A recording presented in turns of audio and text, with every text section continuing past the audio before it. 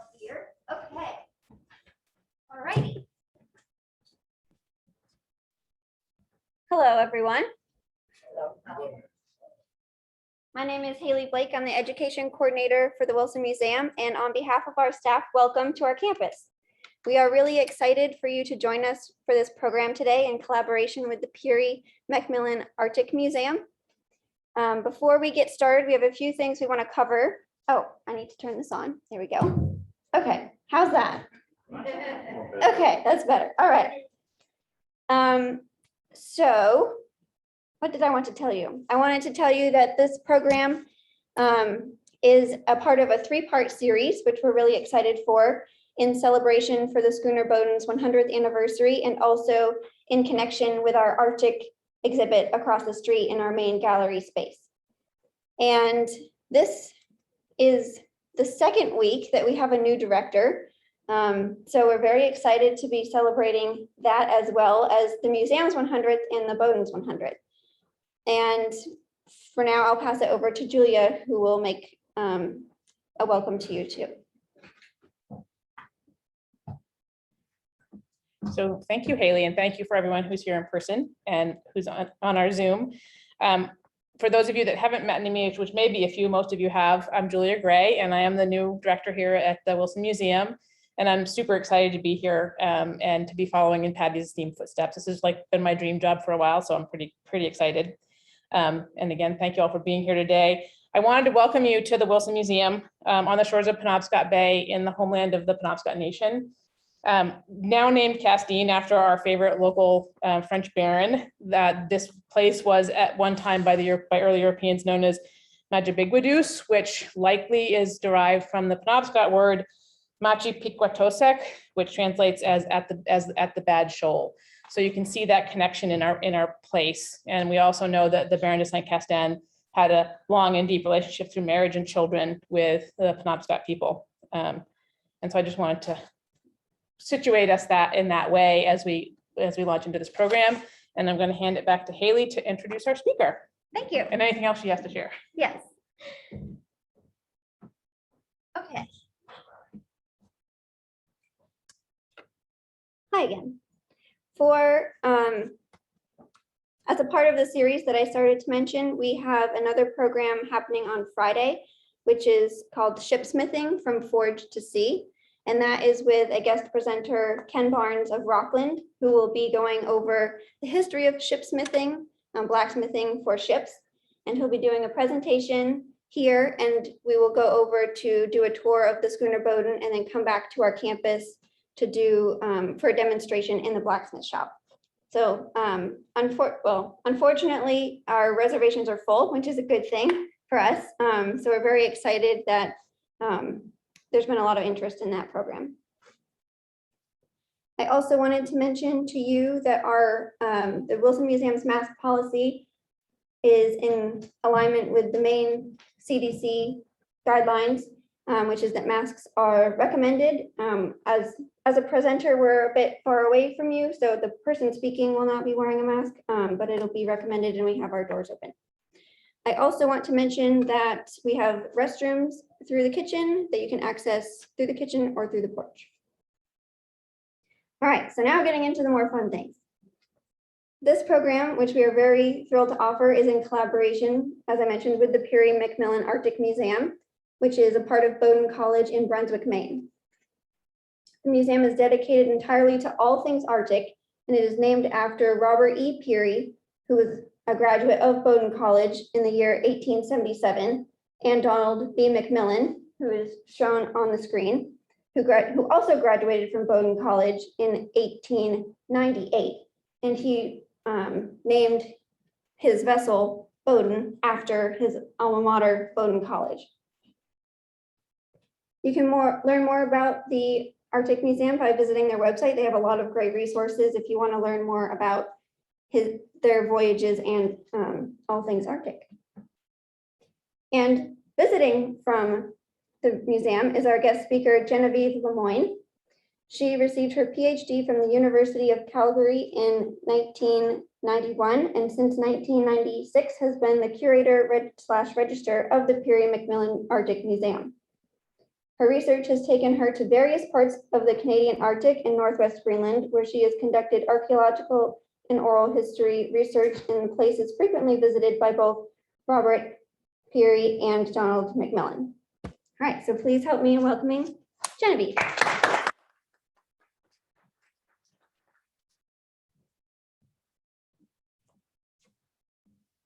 Thank you, Haley, and for inviting me, and to Julia for that nice introduction to the lands that we're on. I also would like to acknowledge our presence on Penobscot lands and our museum as well down in Brunswick.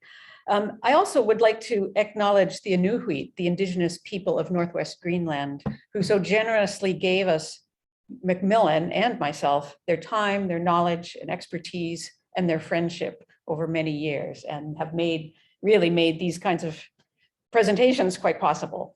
So today I'm going to take you on a brief journey.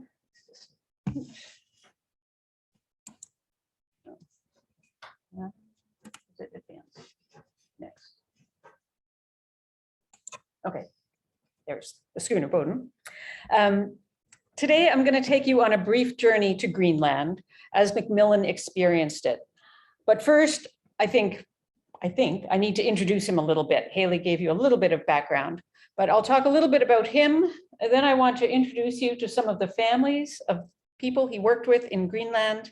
And then we'll finish by looking at how he turned his experiences in the North into educational programs that he presented all across North America during his very long career. So a quick biography. Wait a minute.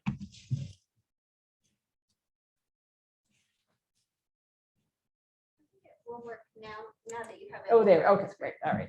So a little quick biography of MacMillan. He was born in Provincetown, Massachusetts, but by the age of 12, he was an orphan, and he was invited by his older sister to move to Freeport, Maine, where she had met and married her husband. And so he grew up, had his teenage years in Freeport. He went to Freeport High School, and there the principal of the high school encouraged him to go to Bowdoin College, which as a fisherman's son from Provincetown, he really had never considered, but he got a lot of support and he decided to do it. He majored in geology, although if you look at his activities on campus, I think he really majored in sports, but he did get a good education. He was quite an athlete at the college. And when he graduated, he became a teacher. He taught in Maine, then he taught at Swarthmore, and then he taught at Worcester Academy. Those, of course, were, as they are now, fall and winter positions. So in the summertime, he established a boys' camp, Camp Witchmere on Buston's Island, and you can see him here. You just see a bit of the sign up there at Camp Witchmere as a young man. So that's just off of Freeport and very close to Eagle Island, where Robert Peary had his summer home.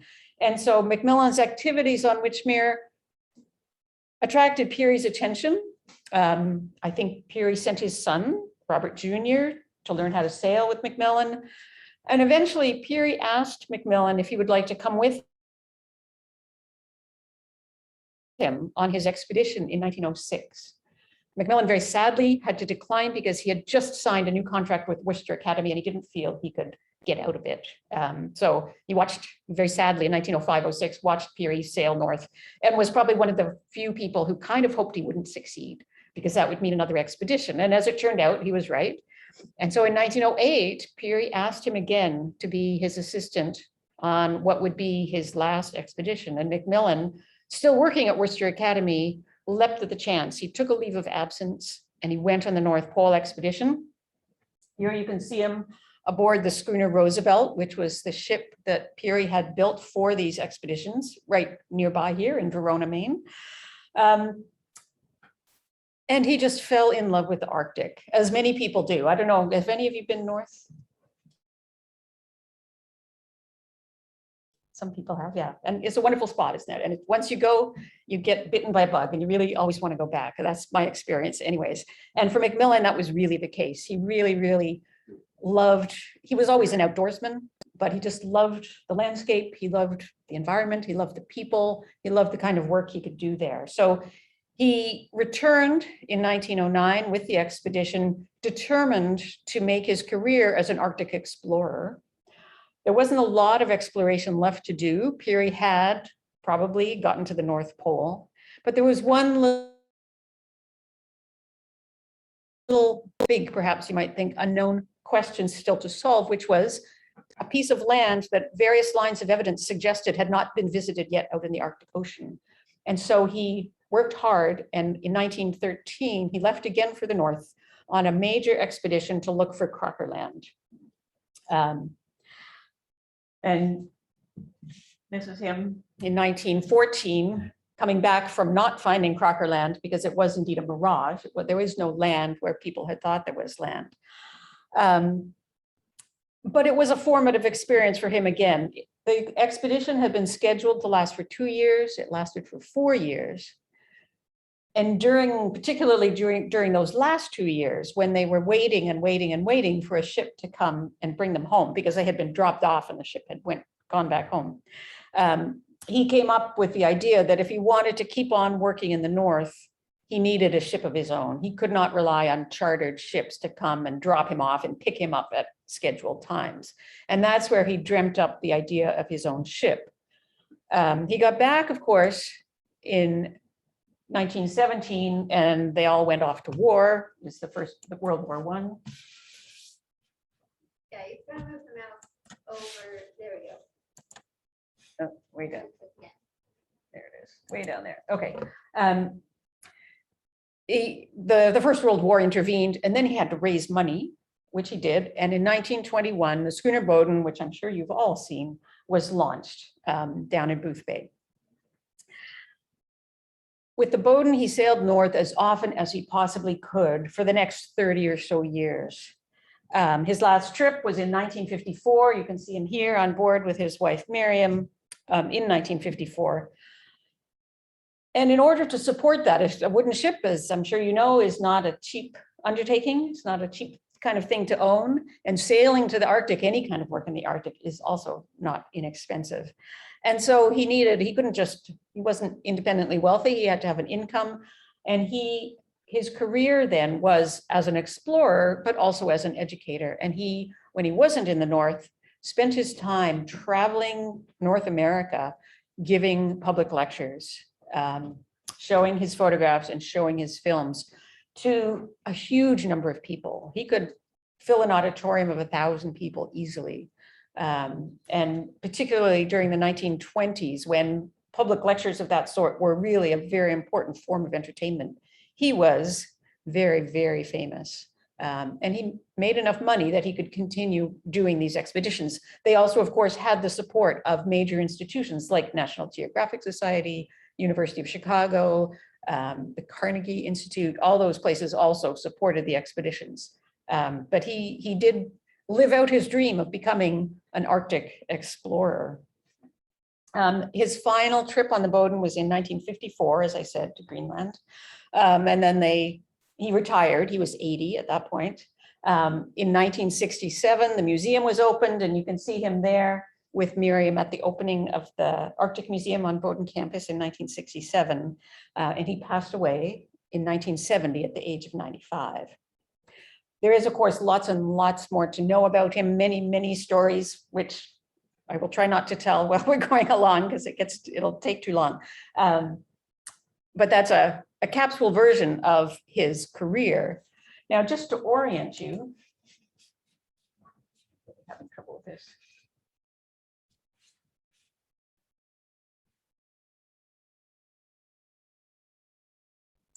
Just to give you a little bit of orientation of where we're talking about. I don't know if you can all see on this map. We are way down here in the bottom left-hand corner in Maine. MacMillan's work was mostly, the work I'm going to be talking about was up here in this little box, which is this enlarged map here. This is Greenland, this piece of land here with the big inland ice, the glacier that covers all of inland. This is Ellesmere Island, part of Canada. This strait of water is called Smith Sound. And all these red stars mark important places in this area. This one down here is the Thule Air Base, if you're familiar with that. It was when MacMillan was working there. It was a trading station, the Thule trading station. This is the modern community of Qaanaaq, which is where most of the people in this area live today. This is Etah, where many Arctic explorers spend a good deal of time, including MacMillan was based there for the 4 years of the Crockerland expedition. And this furthest north one is a little place called Kamarfit, or Refuge Harbor, where he also overwintered. So as I said before, MacMillan got his start working with Robert Peary, and that was a very important part of his Arctic education. Peary, of course, as you see here, is famous for going to the North Pole. Probably there's lots of debate about that, and we'll never know for sure. They based themselves with his ship, the Roosevelt, here at Cape Sheridan on the very north eastern corner of Ellesmere Island.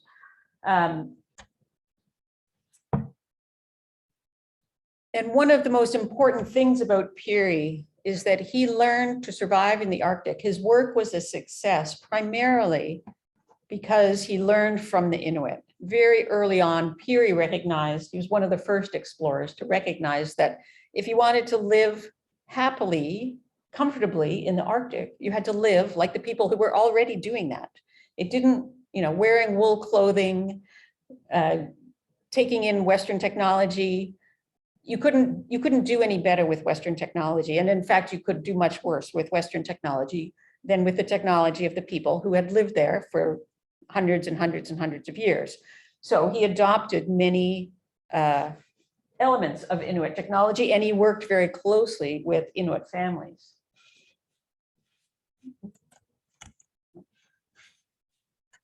It doesn't like me. It's because we have it shared screen one and screen Yes, two, so the yeah. mouse keeps going back over. That's what happens. Okay, all right. So here you can see, this is MacMillan on his right.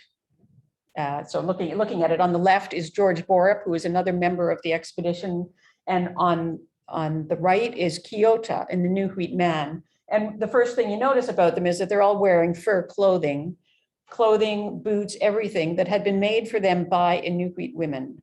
That's how they stayed warm. The clothing they could have brought with them from the States would not kept them nearly warm enough. And MacMillan and Borup, at this point, we're at the most northerly part of Greenland. I'm actually going to go back to this slide.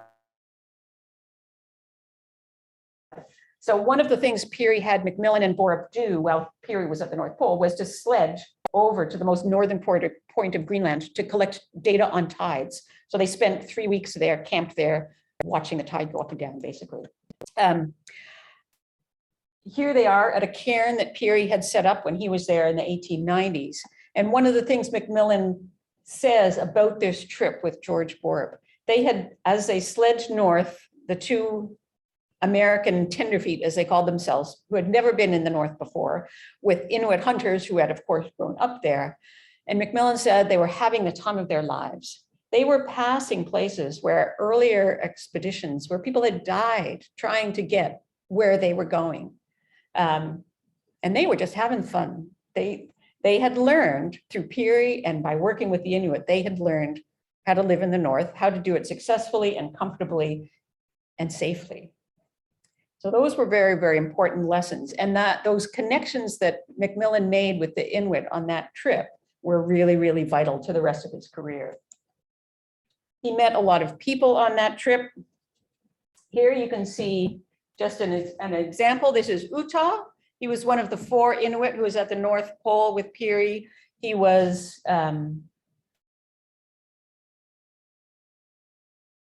throughout his life, one of the biggest, most well-respected hunters in the whole community. In the middle there is Panikpa, another very well-respected hunter who worked for Peary. And on the far right, just as an example, is Almingla, who was one of the wives of one of the hunters, but also an important seamstress on the expedition. So she was one of the women that Peary hired to make clothing for all of the men. So MacMillan was introduced to all of these people on this expedition and made friends with them. he was a friendly kind of guy. He started to learn how to speak Inuktitut. Then none of them could speak much English at this point, but they were learning some English. He was learning Inuktitut. Here we go. Oh, now what do you might need to fix that. Oh. Okay, Oh, wait, nice. there it is. Yeah. Okay. Okay. we're good. Yeah. Okay. Also, he didn't just meet, Peary just didn't bring men and women. He brought whole families with him on the expedition. So this little charming little child, his name is Kuchigitu. He was there. He's Uta's son. MacMillan saved him. He fell off the Roosevelt at one point, and MacMillan dragged him out of the water, so saved him from drowning. And on the other side, a slightly older child. This is Samek, Samek Peary. This is one of Peary's sons. Peary had 2 children with his Inuit lover, Alakasana. So this is Samek, the older of them.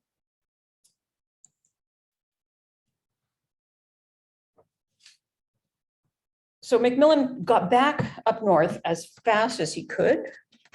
As I said, this was the Crockerland expedition, so he was trying to prove or disprove the existence of this land that various people thought should be there. This is just a picture of one of their camps out on the sea ice, pretty close to where they discovered that it was indeed a mirage and there was no land there. And they came back. They did that in the first year of this expedition. The rest of the expedition was devoted to scientific research. There was a botanist and a zoologist and geologist. They had an engineer there to do geophysical stuff. They were trying to run radios, and MacMillan was there kind of as an anthropologist. He was at graduate school at Harvard for anthropology for a while. And this was really a really important opportunity for MacMillan to reconnect and to cement the relationships he'd begun forming on the North Pole expedition. So you can see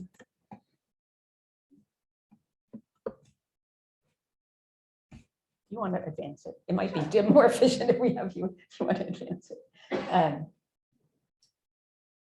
There it goes. Okay, so we can see here is Uta again with one of his sons, Igingwa. And on the far side, we have Itukusuk, another man that worked with Peary and then later worked with MacMillan. And then if you want to advance it again, you can't tell who these people are, but we know who they are because MacMillan was very, very good about identifying the people in his photographs. I put this one in just because it's so beautiful, but these 2 young men who are sledging along the ice foot, which I'll talk about in a minute, they are Samek, Peary's son Samek, and another young man that they sometimes called Jimmy, but whose full name was Karkotia, who was the son, again, of one of the men that Peary had worked with. And they were both, I think, still in their teens at this point, and they worked for the whole 4 years. They worked with MacMillan, and they kind of grew up around him. And he was very, at one point when he was very near the end of the expedition, when he was afraid he was going to run out of food and run out of everything because they had been there twice as long as they expected, he was really worried that he was going to have to actually let them go and stop supporting them. In the end, he didn't have to, which was fortunate. And just, I don't know if you know what the ice foot is. This is in the summertime, and in these tidal areas, the sea ice freezes to the land. And so it forms this fringe of ice that's attached to the land that doesn't move up and down with the tide. And it persists through the early summer, and in some places even through the summer. And it makes a kind of really convenient highway where you can continue to use your dog sled to get around some really difficult headlands and things like that. So that's what they're doing. It can be a little dangerous, and eventually it will come crashing down, but they used it a lot. So anyways, that is Samek and Karkotia. Did it come crashing down annually? Yes, usually, yeah. Yeah, I would guess, I don't know the date of this. I would guess it's in June, maybe July, but certainly by August it would be gone. Yeah. So I talked about how he was very good about documenting his photographs, and that's partly the anthropological training that he had, but if we could have the next slide. But he was also doing it with an eye to education, with an eye to the talks and the lectures that he was going to give when he returned, which were vital both to his general mission. He was at heart an educator, but also, of course, to his income. So he documented everyday life. Here you can see on the left, you can see Samek, who is stalking a seal. He's got a camouflage screen in front of his gun, which he's got mounted on a little sled, and he's gonna, well, I can show you this in more detail later. He's gonna sneak up on a seal that's basking on the ice. And on the right, you can see Karkotia, who's come back into camp with some Arctic hare and I think some ptarmigan as well. So he had been out hunting. And MacMillan was documenting all of this stuff. These were both taken on the Crockerland expedition. Okay, if we do the next one, and this will be a film. He also, for the first time, he wasn't the first person, but this is some of the oldest surviving motion picture films. So for the first time in his career, he brought a motion picture camera with him in 1913. And here you can see, this is just one excerpt of the film that he took. This is a woman named Anawi, and she's heading out. The building in the background is the lodge that MacMillan constructed.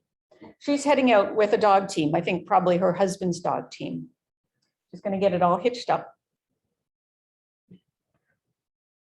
Even though the dogs don't seem very cooperative. It's typical, I think, for these dogs. They like to pull, no matter what they're pulling against. So she gets the dogs hitched up. She gets herself all ready, and off she goes. Down, she's going out, they're on a fjord. She's going out to the mouth of the fjord. They don't know, he says in his journal, they don't know. She wasn't telling anybody where she was going. And here she is coming back, and the two, I presume they're her kids, coming out, running out to meet her, climbing on the sled if they can. And they come up to the lodge, and here's MacMillan running down to help unload the sledge. She's standing on the dog traces so they don't pull the sledge away. And MacMillan and the other women are coming and pulling off. She's got a whole load of Arctic hare. So she set a line of snares somewhere. And they're bringing the hare, the Arctic hare, which they will eat. And of course they will use the fur as well.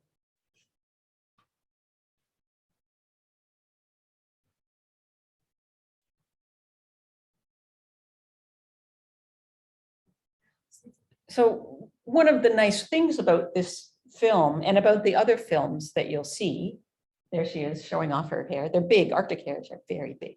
Yeah, bigger than the foxes. Yeah.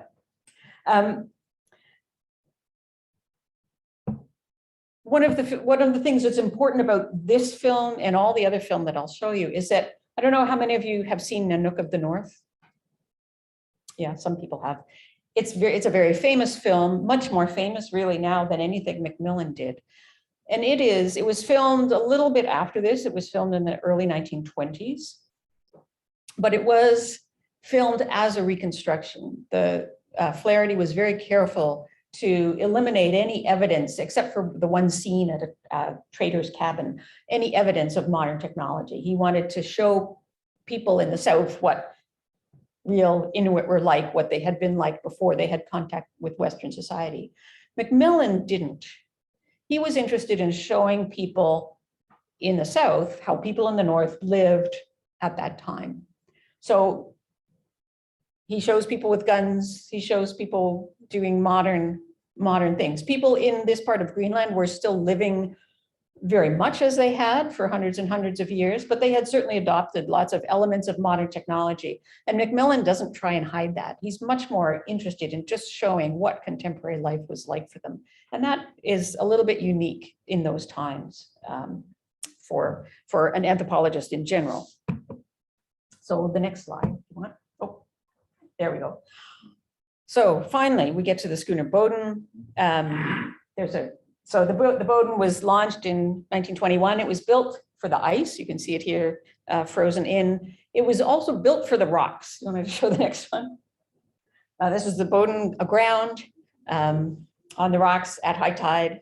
They had to wait for 3 tides to get the ship. They had to totally unload it, as you can see, and then still also wait for 3 tides to get it off the rocks that time. But the ship was constructed to withstand that kind of abuse, if you want to call it that. MacMillan knew he was sailing in uncharted waters, and there was a very high probability that he was going to find a lot of rocks, and he did. Very rarely, I think, was there a year where they didn't end up on the rocks at some point. But the Bowdoin never sustained any significant damage. So it was built for this kind of abuse. It was really carefully constructed for work in the Arctic. The next slide shows it frozen in. This is the first expedition, the winter of 1921-22.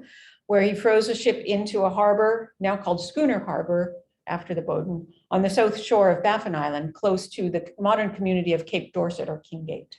And he spent the first winter there. But then in 1923, he came back in 22. In the spring of 23, he was off again. And this time he went again to northern Greenland. Yes, and there it is. And so there's the Bowdoin. This is in the spring of 1924, taken photograph from way up on a hill in a little harbor that MacMillan called Refuge Harbor. The Inuit name for it is Kamarfit. And he spent a winter there. And again, he was there, he was able to reconnect with the people that he'd worked with for so long, that he knew intimately now. Let's see if I can do this again.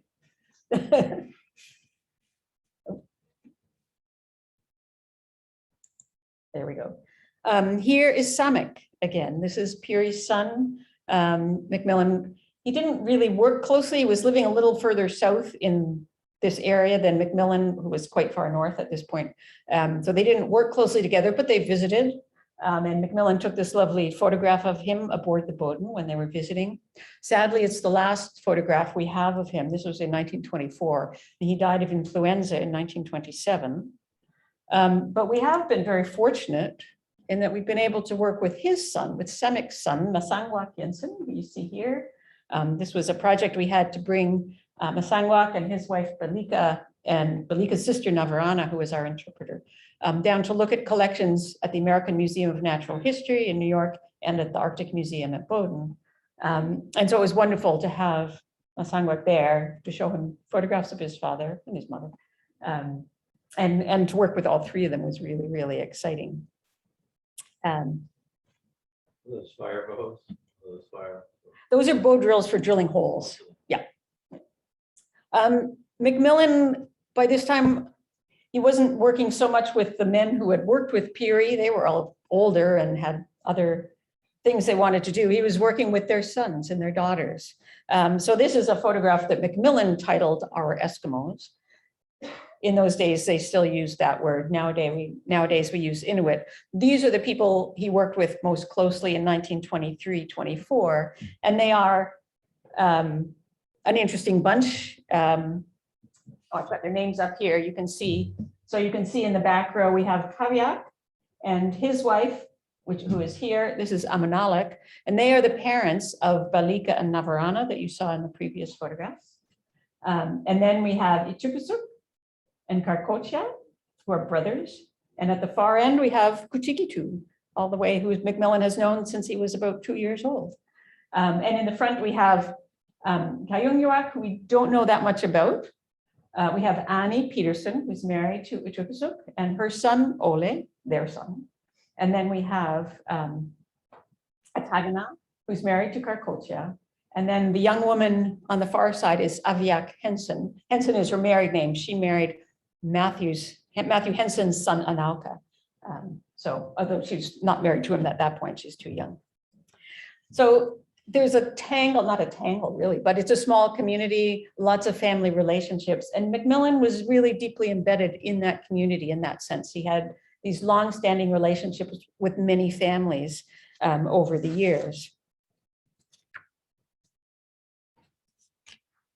This 1923-24 expedition was the last winter he spent in northern Greenland, the last time he froze a ship in there, but he returned again and again all the way through until 1954.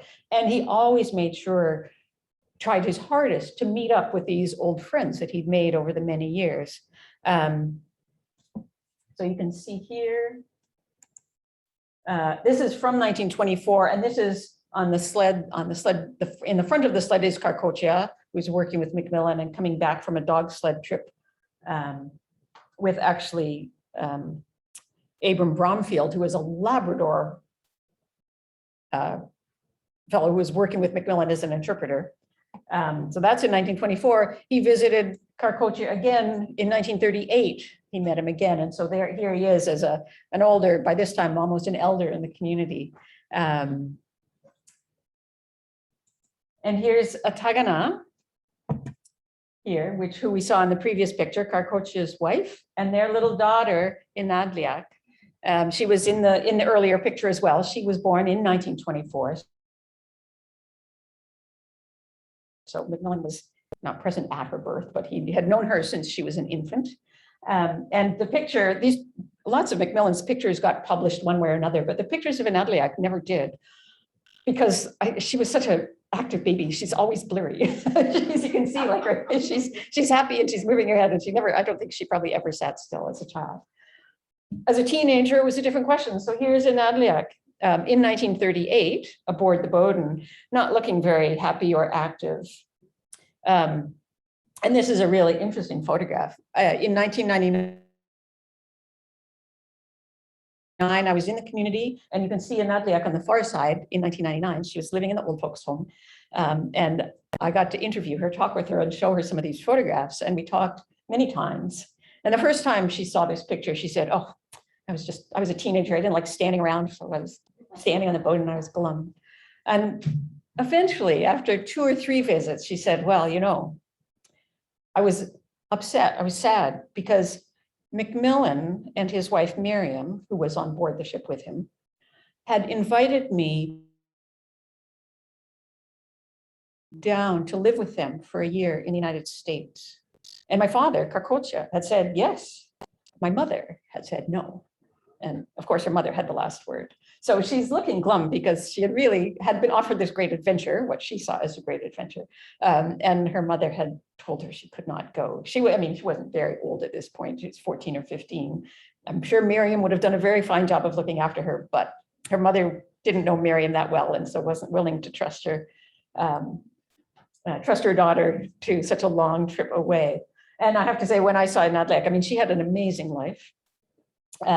But she said she still regretted that she'd never had the opportunity to learn English and visit the United States. And she was really a remarkable person. She and her husband were one of the last couples to travel, to go over the ice cap into Inglefield Land to hunt for a long period of time.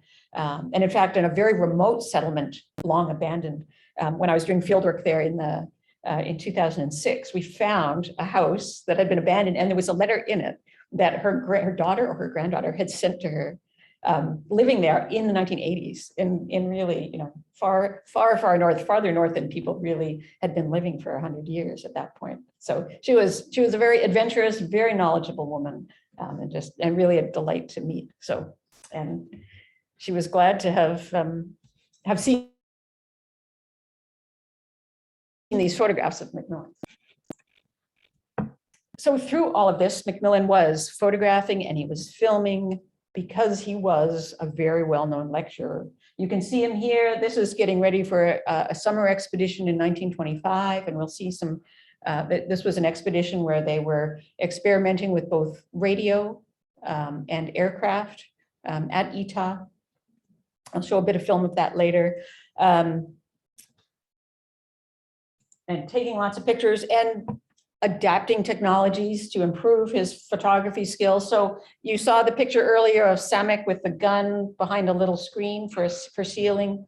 And MacMillan adopted that technology and put his camera on it instead of his gun and went out to film seals. And he writes in his journal on this occasion where he was doing this and Nukapingwa was doing the same thing, but with a gun. And he says, we both got it. So he got the film and then Nukapingwa got the seal. So, and all of these things, all these stories were worked into the talks and the films that he was giving.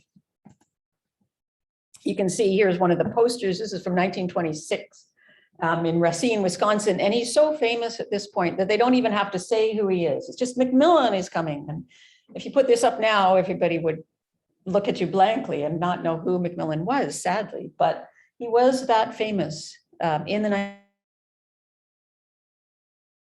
1920s. I did a calculation a little while ago, looking at what he was earning, and he was bringing down in modern dollars about $500,000 a year in the 1920s, just from his lecturing, which was a good thing because the Bowdoin needed a lot of money.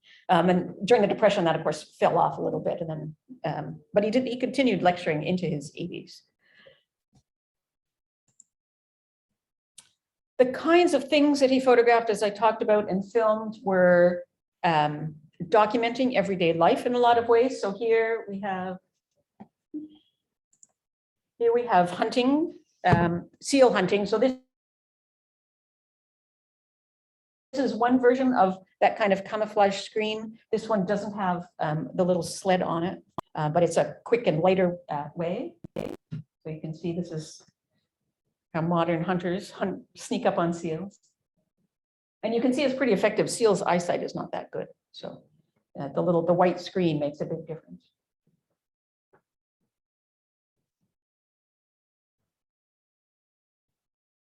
And here you'll see how they use the actual little sled.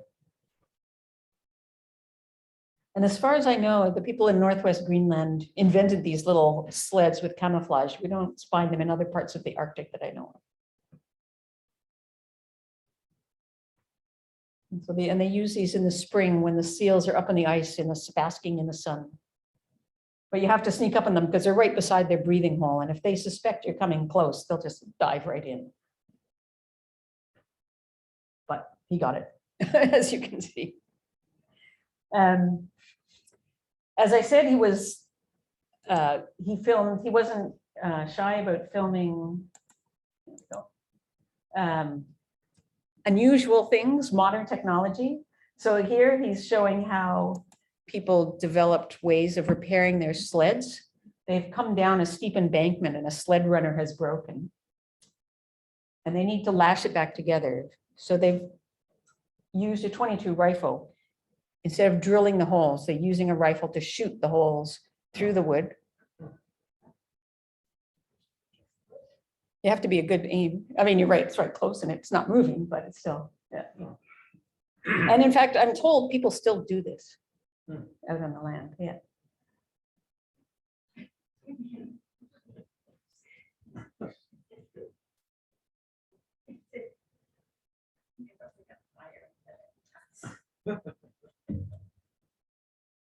And this is amazing.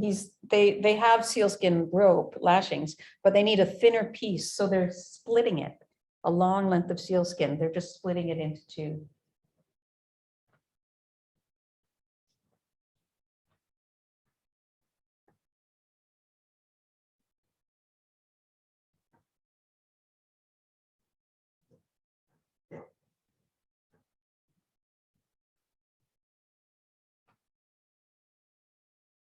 And then to make the joint rather, because they don't have a vise, so they use a tourniquet.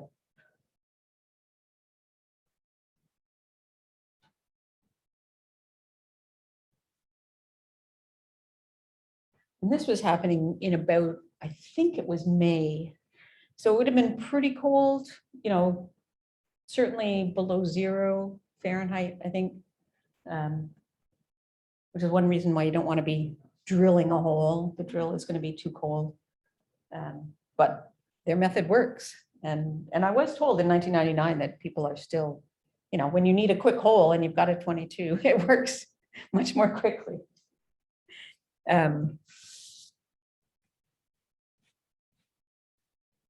He also, in distinction, I don't want to do that. A lot of anthropologists were a little bit compromised and focused mostly on the work that men did. But for one reason or another, I don't know why, MacMillan had pretty good relationships with a number of women and they were comfortable around him. So he could also film them kind of doing their everyday activities. So this is a series of different things. This woman here is Tukamek. She's Nukitso's wife. MacMillan had worked with them for many, many years. Including she had also been a seamstress on the North Pole expedition. He's interested in showing this is her kitchen. So she's got a stone lamp. You kind of see the flame of it here, but she's got a metal kettle that she's using to boil the water on and other modern things. He did love children. So. Miki Suk.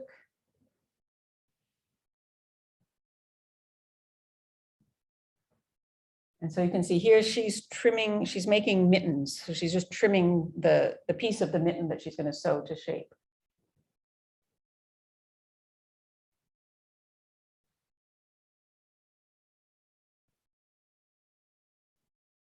It's seal skin that the mitten will be made of. And you often hear, this is perhaps one of the most common stereotypical things you hear about Inuit women, but in fact, they did bite rather than chew, mostly hides, to soften them and to help clean them. And boot soles are probably the biggest, the hardest to do. And you can see what she's doing. She's folding it and biting it and then folding it again and biting it. And she will keep doing that until it's softened. The seal skin, especially the heavy seal skin of the soles, is so stiff that if you don't do that, you wouldn't be able to sew it. Here's a woman, men have come in from a sled trip, and so she's drying their clothes. The last thing you want in the Arctic is wet feet. So it's really important when you get somewhere that you take off your footwear and dry it all out. So they've got boots and they've got boot liners, and then they've got, in this case, socks, wool socks as well. And here's a woman making, I don't know what, something out of probably ivory. So she's using a bow drill. We have an example of a bow drill in our collection on display. Yeah, they're really, I mean, they're a really important tool. And they're really efficient, actually. They work really well. And so here's another woman, she's also working bone. So they're making, MacMillan says ornaments. I don't know whether they're making ornaments or actually, functional tools that they intend to use. She's sawing a piece. And here you'll see her put her baby back. So she's wearing, this is called an amauti, and that's the parka for carrying a child. Put the baby in.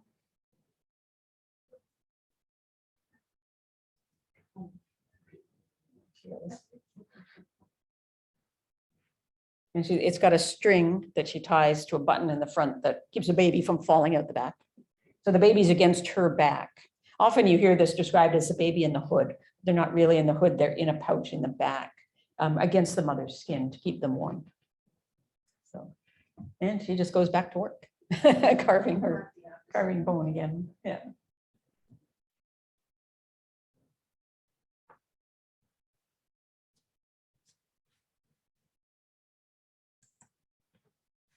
And he filmed people he knew. This is Naduk. She wasn't in the picture of the group picture, but she's Kuchigitu's wife. And there's their baby. When I was there in 1999, they had a number of children, and nobody was willing to decide which baby this was. It's too small to identify. But she very nicely, for MacMillan, demonstrated how you get a baby in and out of one of these parkas. And there's Kuchigitu helping her. So a little baby, it's a little trickier than with an older child. But it's a fantastic way to carry a child, actually. Keeps them warm. And this is Nukapingwa, another man that MacMillan worked with extensively. And it's, in this case, he knew MacMillan was collecting specimens. And so he found these young falcons, gear falcons, and he was bringing them to MacMillan on his kayak. And they keep falling off, but he gets them all there.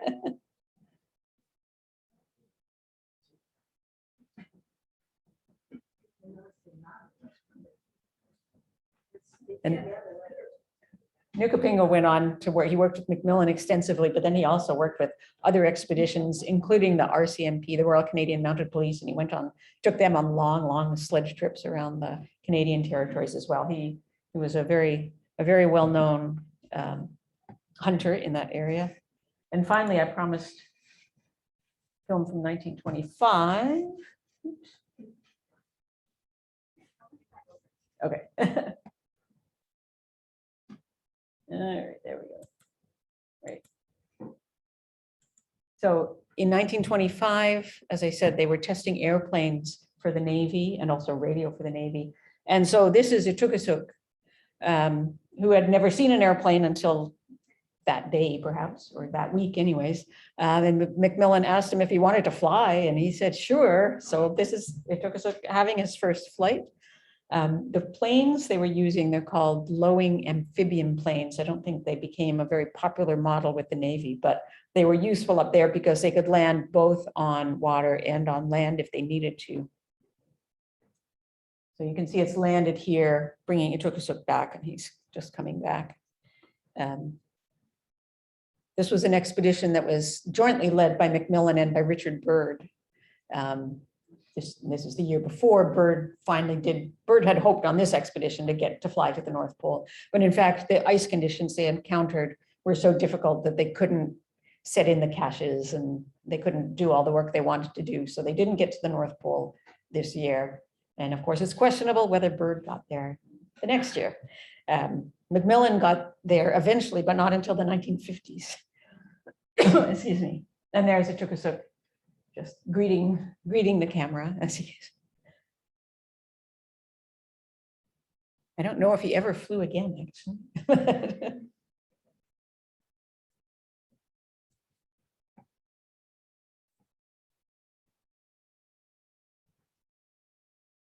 He was, I think, though, a fearless hunter and a fearless flyer.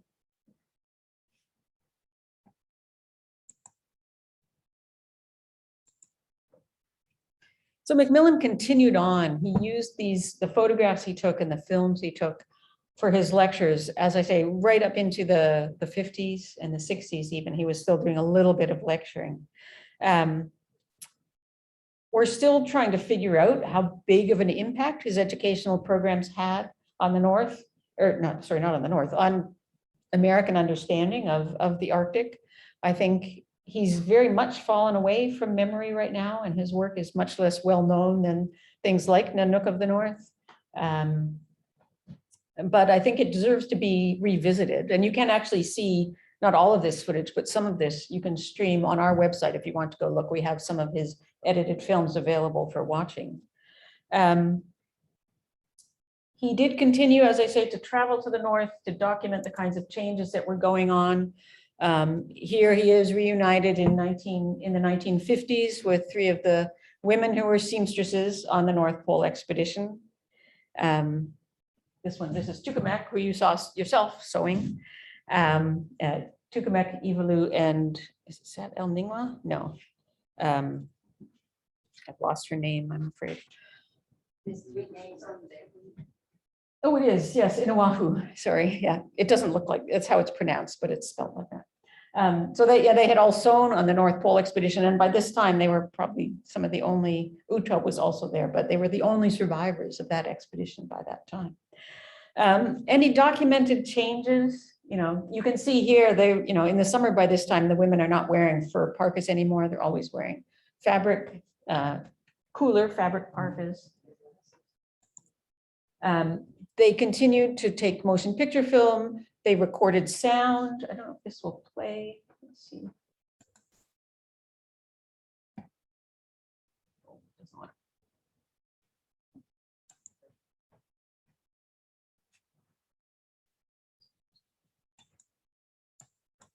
No, it doesn't want to play, but it's a man singing that Marion MacMillan recorded on stainless steel wire recorder. And finally, by the 1950s, they were documenting the beginnings of really dramatic change in the community. This is Uta once more, who was on the North Pole expedition. This is in 1954, and he's in the community of Qaanaaq outside his tiny little wooden house that was provided for him by the Danish government, when he and all the other people who had been living down at Thule near the trading station, which the community they called Umanak, all those people were forced to leave that community when the air base was constructed. And so by 1954, they had been moved about 150 miles north to the town of the newly established town of Qaanaaq, and put in these wooden houses that were difficult to heat, not very comfortable. This is the kind of thing that was going on all over the North, and indeed in other colonial countries as well, resettling people to accommodate the needs of a colonial society. So Uta was a strong voice in protesting that move, but not strong enough. And there was no between the Danish government and the American government, there was no fighting it. And so the people were moved away from that place where they had been living actually for hundreds and hundreds and hundreds of years. And now Kanak today is the main community in that region. So there's a lot to MacMillan's interactions with these people. We still have a lot to learn. We're still working when we can with people in the community to learn more about the people he worked with. Yeah, sure. Oh, yes. So I was there in 1999. I talked about there. And here you can see the two infants who are in that picture, that group picture, Ole Peterson and his cousin Inadleak. And we put on a small exhibit in 1999 of MacMillan photographs in the community. And in fact, we put it up on a weekend in the summer that was absolutely gorgeous, beautiful weather, perfect for going out on the water, for doing anything. We had a steady stream of people coming through, including kids coming through to look at these photographs. It's a really, really important resource. And I think one of MacMillan's most important legacies are these photographs and these films for people like us to look at and to study and to learn from, but also for the people in these communities. Because when MacMillan was taking pictures, these people didn't have their own cameras. They couldn't take pictures of themselves. Nowadays, they take lots and lots of fantastic photographs. They all have cell phones and they can take whatever you want. One of the most exciting things I saw once when I was in the field doing archaeology was a teenager we had from Kanak who was working with us, and she pulled out a little flip phone, but it had a camera, and she brought it because we didn't have cell service. She brought it to use as a camera, and she was showing people, her cousin's babies, pictures and things like that. And then she showed us film, a little video she'd shot with her little flip phone in early, 2005 or something like that, of her uncle in his kayak harpooning a narwhal. And so now they can record their own lives. They don't need us to be recording and documenting their lives, but this legacy, MacMillan's legacy, is really important to them and to us. And I think where I should end. I've been talking probably for too long, but I'm happy to answer questions if you have questions. I noticed that the sledge was made of wood. Yes. Are there trees up there? No. But there was some driftwood. So before Europeans started showing up very often, they would make their sleds with whatever they could get, driftwood and caribou antler and ivory. They would all be cobbled together. There's an amazing one, if you can find it, at the British Museum that was collected in 1818. That's all made with all different kinds of materials. But as soon as Westerners started showing up, explorers, whalers, and then people like Peary, their sleds got bigger and they had more regular access to good wood. So they used wood. Yeah, so how far back in time do the Inuit do that? What kind of information? The earliest archaeological sites in Greenland are about 4,500 years old. So they go back. Before that, the land was, wasn't that long before that it was still under the ice. So, yeah. Yeah. And where's their origin from? Ultimately from Alaska and Siberia, the Bering Strait areas. Yeah. And in fact, we know there are sites, we worked at one site and there are a number of them in that Smith Sound area where we can see that people have come really quickly actually from Alaska because they brought pottery with them. You can't really make pottery in northern Greenland because you don't have enough fuel to fire it. But there are actually pieces of pottery that made the trip from Alaska in perhaps 1 or 2 generations. So the Alaskan people from the Bering, that land bridge, so they're Asian basically in origin. Ultimately, yes, many, the genetics go, of course, yeah. Did MacMillan solely do or primarily do photographic and cinematographic work? Is there a body of written material on life? He didn't write a book about the Inuit. Right. He wrote a few books. There's lots of notes There's a few books that he wrote. He wrote one about the Crockerland expedition, and he wrote one about that 1923-24 expedition called Etah and Beyond. And so, of course, he talks a lot about the people's lives there in that. And he published articles and things like that as well, some little magazine articles and things like that. Yeah. Yeah. I heard recently, within the last month or so, that some part of Greenland, it had rained for the first time ever Mhm. that day. And so I'm curious, I understand they're impoverished people by our standards, certainly. How are they going to cope with that? Well, first, the rain that fell where it had never fallen before, that fell at Summit Camp, which is an American research camp right in the middle of the ice cap. So it's up very, very high and in the interior. It's not where any Inuit would ever go. Along the coast, it has always rained sometimes. Yeah.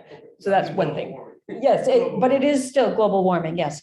And they're doing what they always do. They're having trouble. It is, even in the Smith Sound area where people still travel extensively by dog team and things like that, the ice isn't safe anymore for a lot of the year. So they're moving around by boat more often, or they're not going out hunting.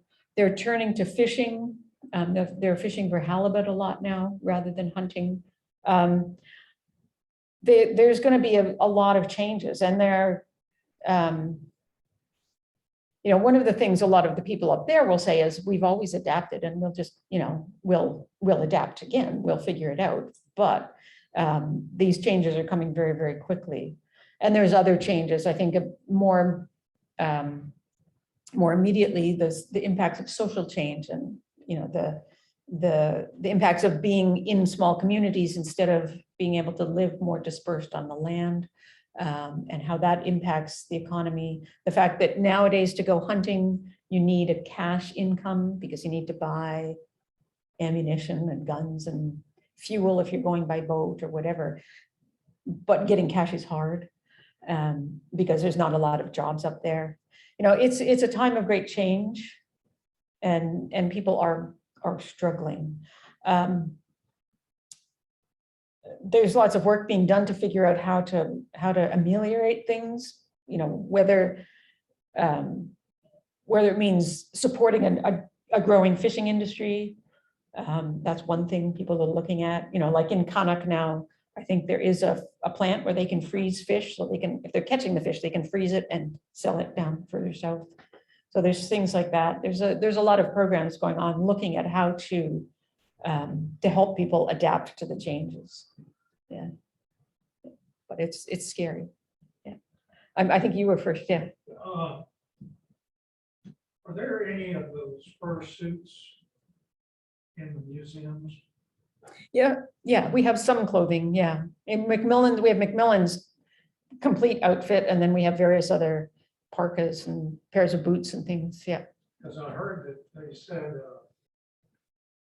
if you want to take them out of the yard, that all the hair will fall.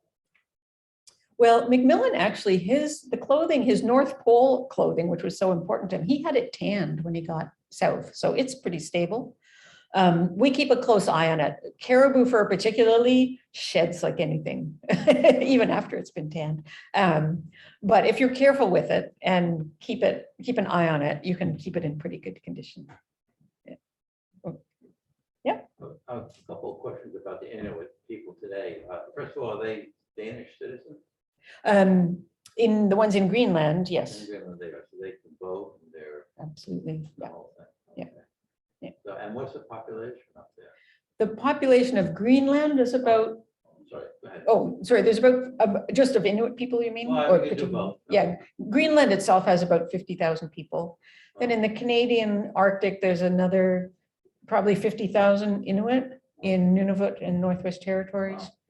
And then Alaska, I don't know the figures for Alaska, but of course there are many there as well. Yeah, that's a small population. Small and very spread out. Yeah. Oh. Yeah. Yeah. Yep. Do they have any unity among themselves? Yes. From Alaska to Greenland.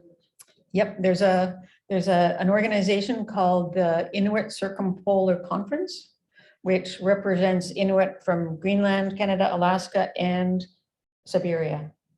And so it's a, And where do they meet? At the. they move it around. Yeah, they take turns hosting it. In each country, they have sort of a subgroup, and then they have a big international meeting, I think every 2 years, and it moves around from country. They take turns from country to country. And they're, so they're represented, the ICC, as it's called, is represented on the Arctic Council, which is a big international body that manages Arctic issues. And they have, I believe they have a voice at the UN as well. So, yeah. Is there modern medical care available? Part of the reason Yes. for me asking is, you think about the white man showing up in the native population and killing many people with disease. Mhm.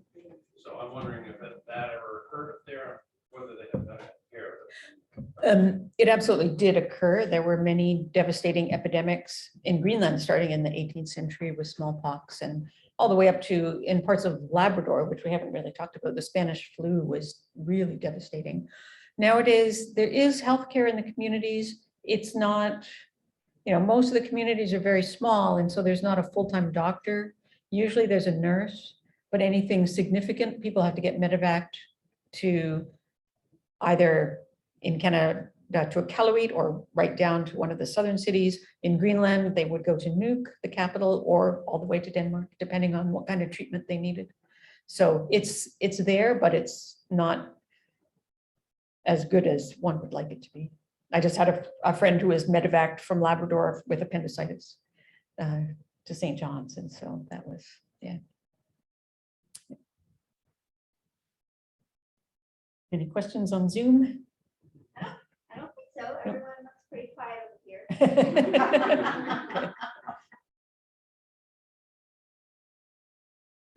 Well, thank you all for Thank you. listening.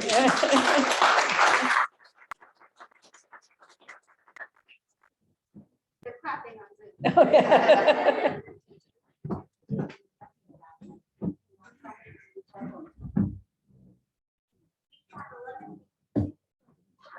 Was your museum open year round? Well, yes, and right now we're open by reservation. So if you go on the website, you can because we can only have a few people in at a time. Yeah, but yes, we try and be open all year. Yeah. Very good. Thank you very much. Thank you.